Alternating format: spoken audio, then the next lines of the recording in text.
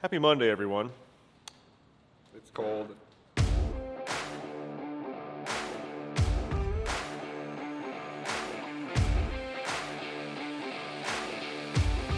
I don't know if you, most of you probably don't check the weather in Spokane, but winter started basically like Thursday afternoon. Yeah, right around there. Yeah, so It's luckily, raining and snowing, and that's why we're inside, where Yeah. the heaters are. luckily we've got nice heaters in here and we can close the doors and not be in the elements. So we're pretty lucky there. Those of you working on on your backs in your driveway though, been there. Yeah. Yeah, he's been there. Yeah. I mean, I have too, but him way worse than me. Yeah, I know. Okay, so update on the truck. Let's see here, camera flipped around. As you can see, these headlights are looking a lot better than they did before. Jesse put some elbow grease into them, used a polisher, a little bit of wet sanding, a little more polishing, and I will say they do look a heck of a lot better than they did before. You can still see there's a little bit left on there, but yeah. How long did you put them in, or put time on that? Probably 3 or 4 hours. I mean, some more time would get them perfect, but for now they're good. Yeah, I'd say 3 or 4 hours for a set of headlights, and these are actually, true Mopar replacement headlights that we put on there way back when. So to get their natural shine back is going to be good. I got a feeling we'll probably end up pulling them off maybe after winter because they're just going to get.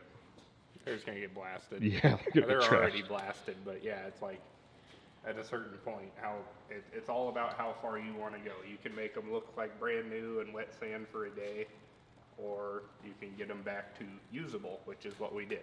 Yeah. Now there's not going to be any problems with, they were so fogged over and oxidized that they like really weren't putting out light like they should.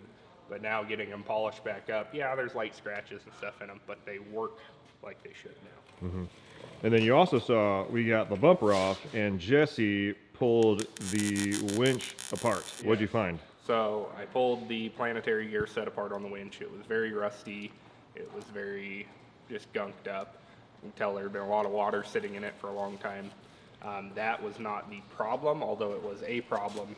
Inside the actual winch drum in the center, where the drive goes through from your electric motor over to your planetary set, there is a little like cone clutch, and that was all gummed up.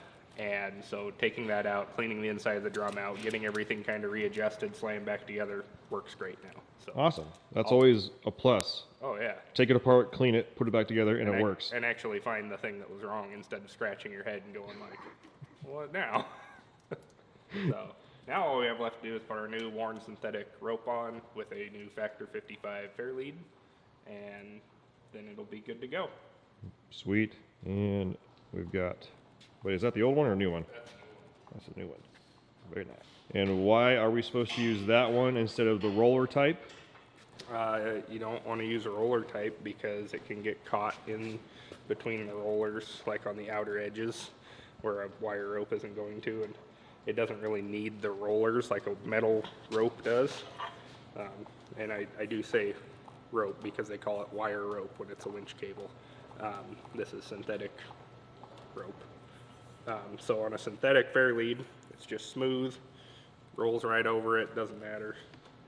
You can't use wire rope on these because it will just gouge through the aluminum, and that's what it had before.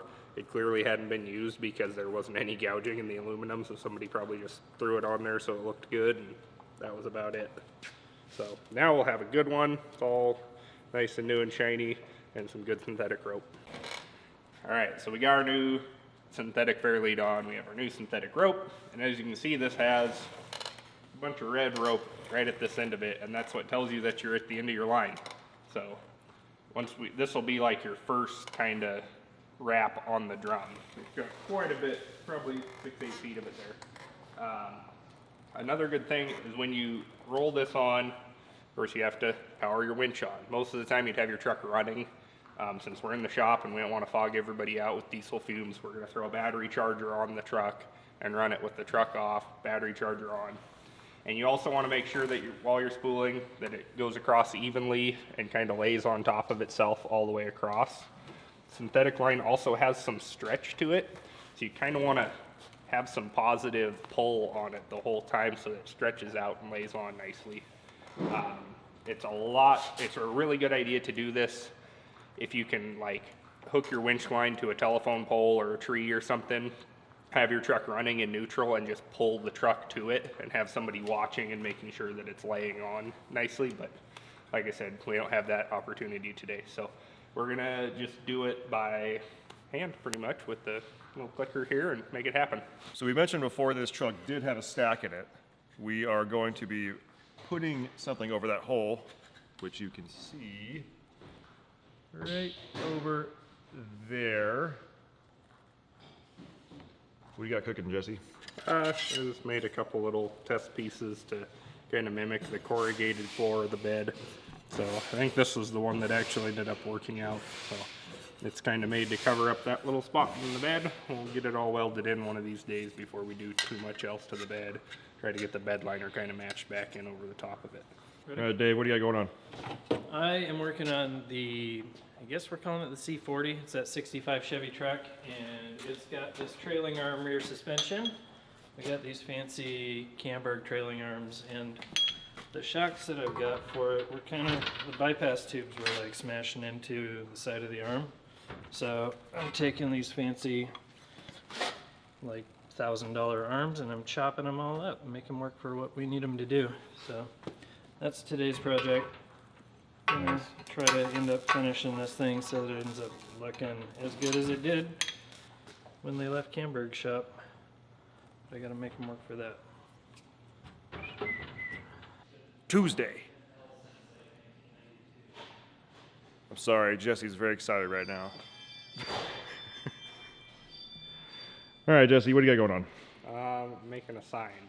So this sheet of aluminum is going to hang above our shipping door because nobody can find the shipping door because there's no name on it. So just cutting out some little things. These will get welded on here, and then there will be a lag bolt that goes through and hold it on. We're going to send it out and have it wrapped with our logo and everything else at some point this week, and then we'll get it hung up outside before it starts snowing. So I really don't want to hang this in the rain or the snow. But yeah, should be pretty cool. It's aluminum. It's always fun. For those of you that didn't know, we do have lots of items here. Obviously, we do ship lots of things from here, which means we have trucks coming in and out all the time. And for some reason, people seem to not be able to find our warehouse door. So that is why Jesse's making a new sign, to make sure that there is no question of where am I supposed to go? Where am I supposed to drop this stuff off? Where do I leave all this money? Money part, you get the idea. But I'm sure it's going to be pretty cool. I can't fabricate for anything, so tell me, give me the rundown of how you're doing it, what you're doing.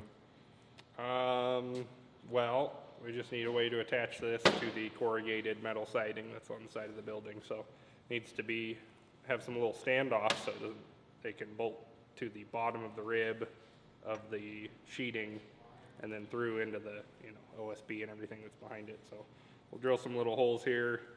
This will get welded on like that. It'll get lag bolted through to the building. Obviously this is the back side of the sign. The other side will be wrapped. We're going to have these kind of going down every now and then. Got it marked out where all the ribs and the metal are. We'll have a couple on the ends, and yeah, just some simple fabrication. So, but it's aluminum, so it's fun and it's shiny.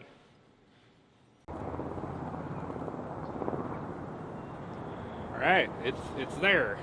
We did it. Yeah.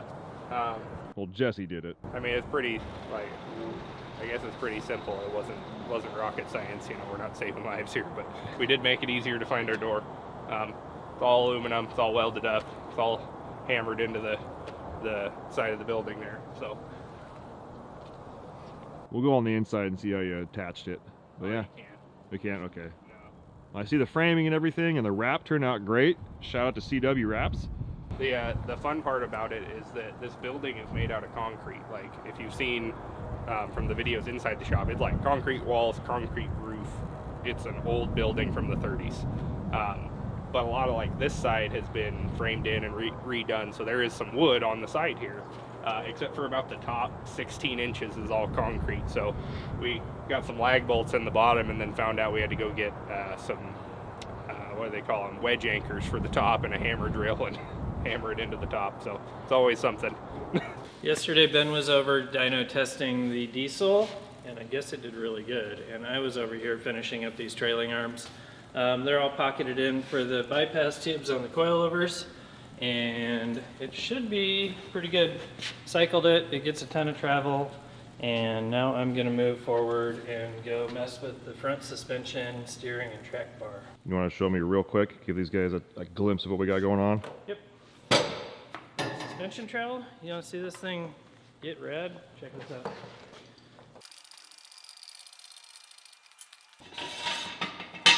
That's just about full dump, and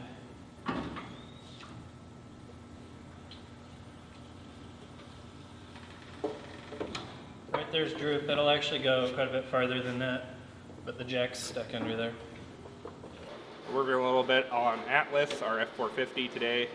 This is a big aluminum flatbed that I built a year ago, and there's still a couple little finishing touches on it. I've been trying to get these toolboxes to seal up a little bit better, and I found out that there was this pocket in the front that was kind of letting some water from up here get down in. I didn't seal along the front of the bed, so I'm just welding a little aluminum panel in here, and I'll weld most of it and then urethane the rest of it to seal it. And I'm going to have to do that on the other side. The other toolbox has the fuel fill and def fill lines running through it because the fillers are right here. So there's a rubber panel in here to seal everything off, and it's also not quite sealed enough, so I have to take all that back apart, reseal it. It's a lot of kind of trial and error since this is a big weird one-off custom bed, and it's also the first flatbed I've ever built. So I'm learning a lot, and you guys will see that, because obviously it's fancy looking, but there's a lot of finishing touches that just need to be dialed in on it. So yeah. We did just recently get another Gladiator, and we always get questions from people, can you test this? How's this go? How's that? Well, we decided to test the payload rating on this thing real quick. She's a ripper. Yeah. There you guys go. There's your information. Yes, it is an eco-diesel.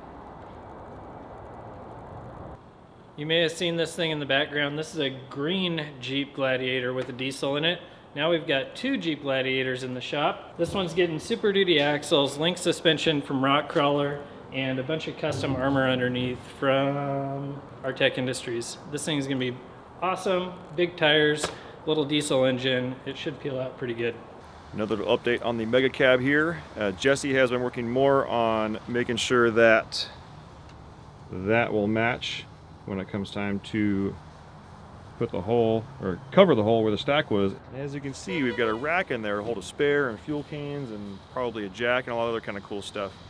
I'm pretty sure it's gonna stay. We're not 100% sure though yet, but and honestly, it looks pretty cool in there. That is gonna wrap this week's video up. Jesse's over there working his tail off, which he always does. If you have questions on any of the stuff you've seen here, put it in the comments and we'll do the best we can to get you answered in the next video. Have a great weekend. See you on the next one.